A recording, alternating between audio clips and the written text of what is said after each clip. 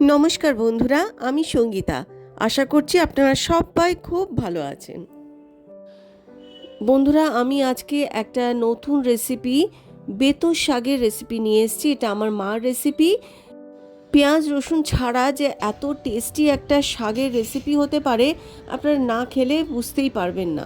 তো চলুন আমার হেসেলে দেখি কিভাবে করা যায়।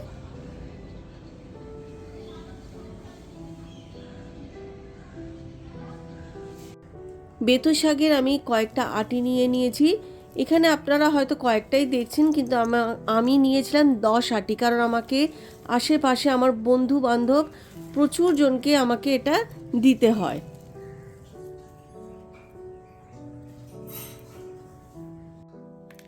এটা ছাড়ানোর পদ্ধতি হলো, শুধু পাতাগুলো নেবেন, ডাটি বা নরম ডাটিগুলো নিতে পারেন, তাছাড়া আর কিচ্ছু নেবেন না।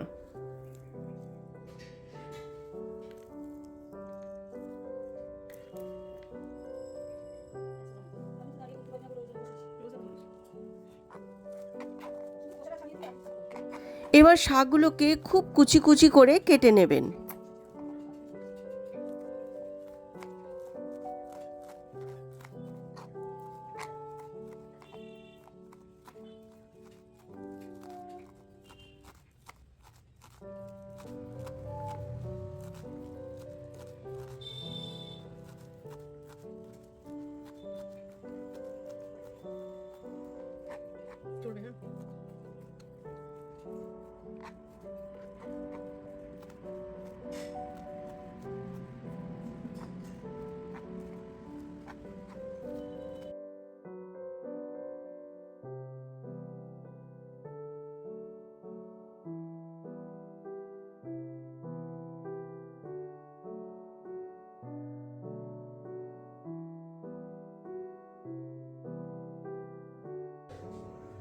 এই রেসিপিতে অনেকগুলো ধনে পাতাও লাগবে, আপনি যত পারবেন ধনে পাতা দেবেন, ভীষণ টেস্টি হয়।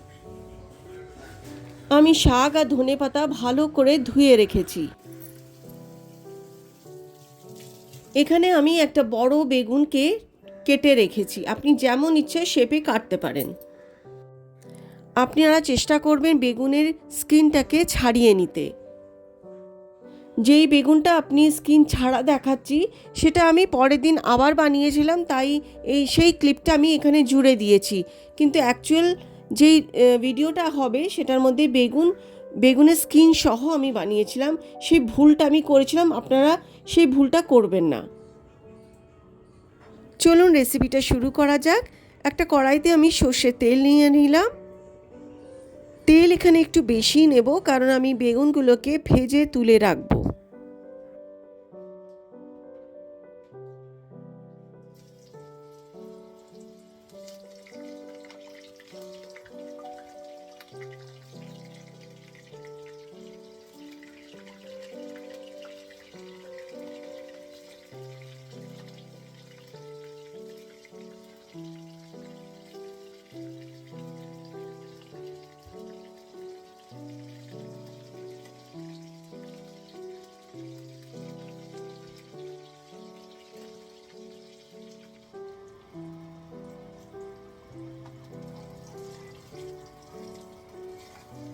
বেগুন যখন গোল্ডেন ব্রাউন হয়ে আসবে, তখন ওগুলোকে তুলে নেবেন।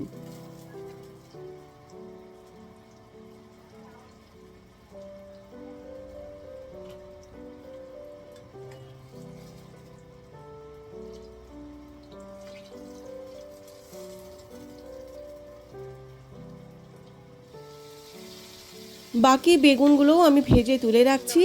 আগের ক্লিপে আমি আপনাদের নুন হলুদ দিতে দেখাতে ভুলে গেছি, আপনারা কিন্তু নুন হলুদ দিয়েই বেগুনগুলোকে ভেজে তুলে রাখবেন।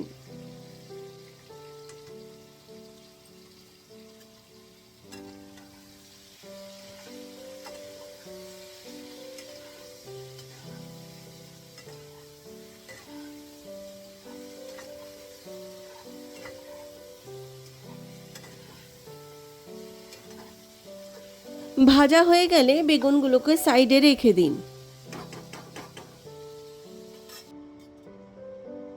একই কড়াইতে আরেকটু সর্ষের তেল নিলাম, আর দিলাম 1 ছোট চামচ গোটা জিরে।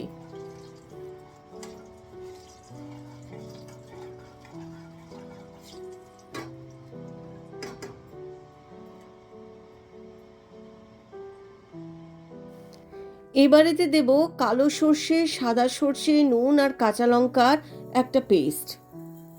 স্ক্রিনে দেখুন আমি সর্ষের মাপটা দিয়ে দিয়েছি।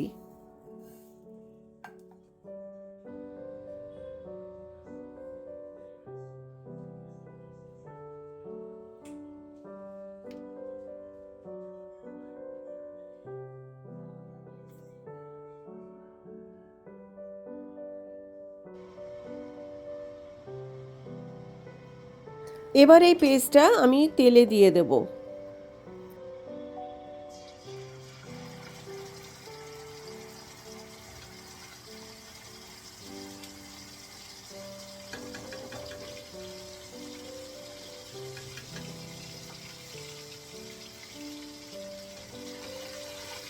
এবার এই সর্ষে পেস্টটাকে ভালো করে ভেজে নিন।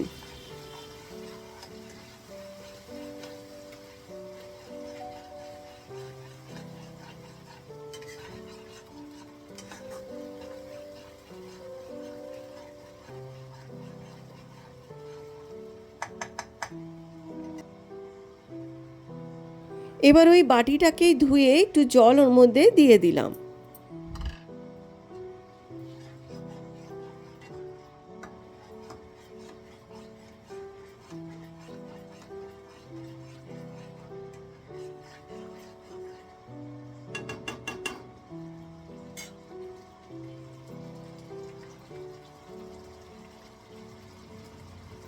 এবার এতে দিন 1 চামচ নুন, 1 চামচ হলুদ গুঁড়ো,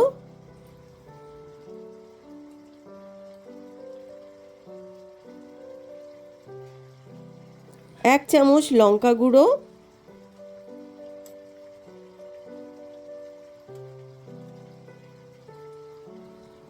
আর 2 চামচ ধনে গুঁড়ো।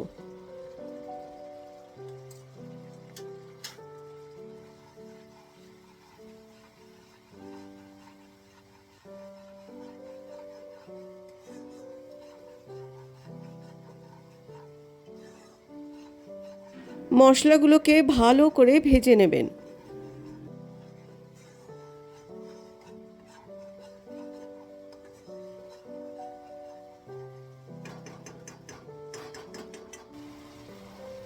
এবার 1টা বা 2টো কাঁচা লঙ্কা কুচিয়ে দিয়ে দিন। এই তরকারিটা একটু ঝাল ঝালি বেশি ভালো লাগে। মশলাগুলো ততক্ষণ ভালো করে ভাজবেন যতক্ষণ না তেল বেরিয়ে আসে।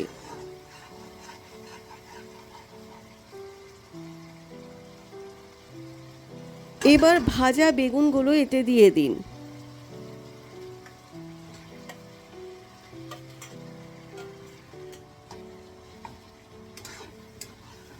বেগুনগুলো মশলার সাথে একদম ভালো করে ঘুটে নেবেন, একটাও বেগুন যেন দেখা না যায়।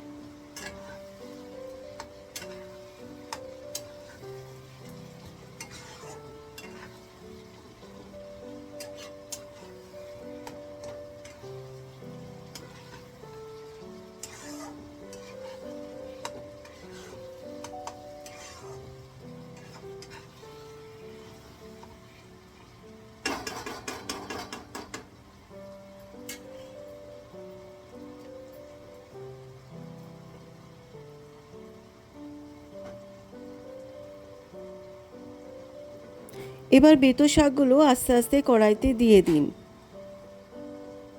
আমার যেহেতু অনেকটা শাক আছে তাই অর্ধেকটা আগে দেব, ওটা বসে যাওয়ার পরে বাকিটা পরে দেব।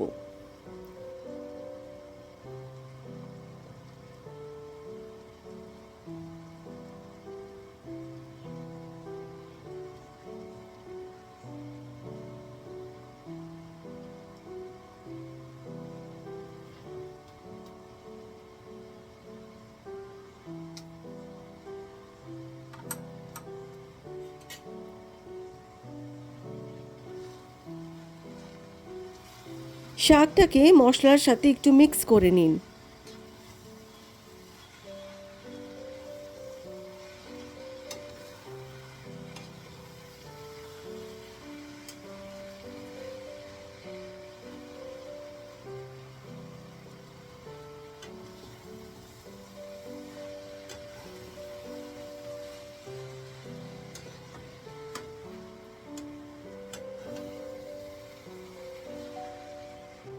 এবার এটাকে ঢেকে কিছুক্ষণ রান্না করুন। দেখুন শাকগুলো নিচে বসে গেছে। এবার বাকি যে শাকগুলো বেঁচে আছে সেগুলো আমি দিয়ে দেবো।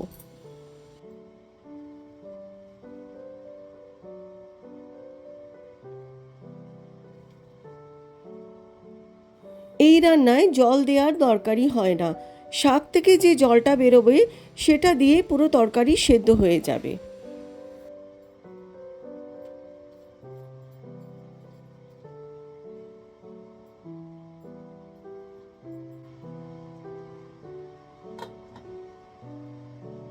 আবার একটু ঢাকা দিয়ে রান্না করুন, তাতে তাড়াতাড়ি শাক থেকে জল বেরিয়ে আসবে।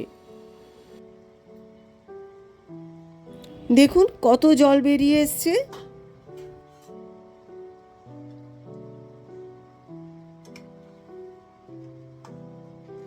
এখন শুধু একটাই কাজ, এই বেগুন আর শাক একসাথে ভালো করে ঘুটে ঘুটে রান্না করতে হবে।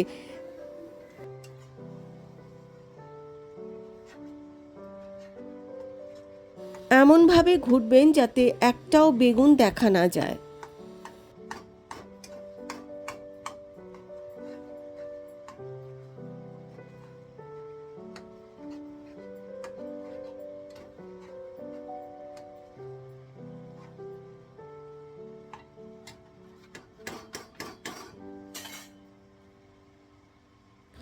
আমার মতো যদি আপনারা ভুল করে থাকেন যে বেগুনে খোসা শুদ্ধ রেখে দিয়েছেন, তাহলে এটাই সময় আপনারা এখন বেগুনের খোসাগুলো বার করে নিতে পারেন।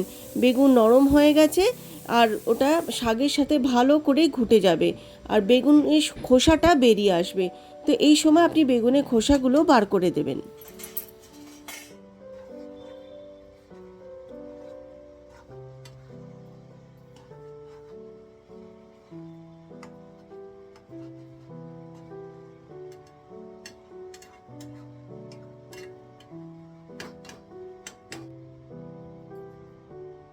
শাকের জল যতক্ষণ না শুকিয়ে আসছে ততক্ষণ এটাকে রান্না করতে হবে।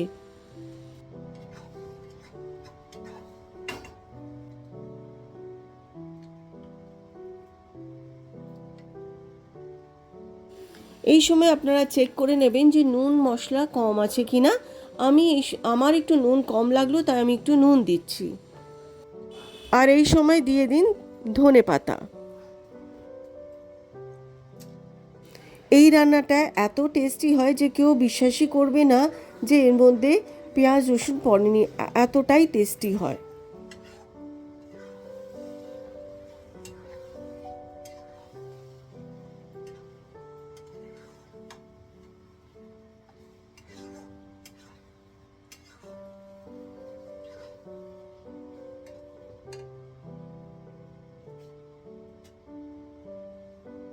এই তরকারিটা একটু ঝাল ঝাল হলে বেশি টেস্টি লাগে। আমার একটু মনে হলো ঝালটা কম হয়েছে, তাই 2 চামচ লাল লঙ্কার গুঁড়ো আরও দিলাম।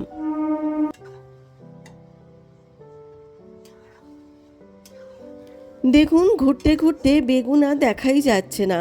কেউ বলবে না যে এই তরকারিতে সর্ষে বাটা বা বেগুন পড়েছে। বেতো শাক আর ধনেপাতার মেলবন্ধনে একটা অদ্ভুত সুন্দর গন্ধ বেরিয়েছে।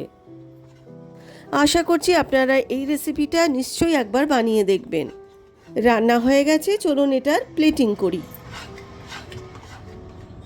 এটা আপনারা গরম ভাত দিয়ে পরিবেশন করবেন, অসম্ভব ভালো খেতে হয়।